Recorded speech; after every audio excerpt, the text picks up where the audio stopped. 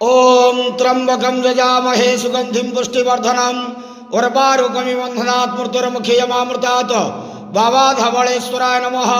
दीपं यदि परं ब्रह्म दीपं यदि जनार्दनः दीपाहरत मे पापो पूजा दीप नमस्तुते। धवळेश्वर महाप्रभु संसार सुखी रखंतु। आज शुभ रविवार रे समस्त श्रद्धालु भक्त मान को आशीर्वाद करंतु, मनस्कामना पूर्ण करंतु, कर्म क्षेत्रोन्नति करंतु, ग्रहरिष्ट मान खंडन करंतु, जगतर मंगल करंतु, विश्वर कल्याण करंतु, आपणकर नाम प्रकाश करंतु, सेवकर डाक श्रवण करंतु, समस्त गुआवसा भक्त मानकर मनस्कामना पूर्ण करंतु।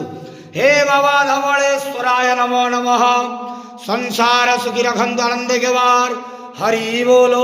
आज शुभ रविवार रे समस्त श्रद्धालु भक्त मान को आशीर्वाद करंतु आनंद गेवार हरि बोलो।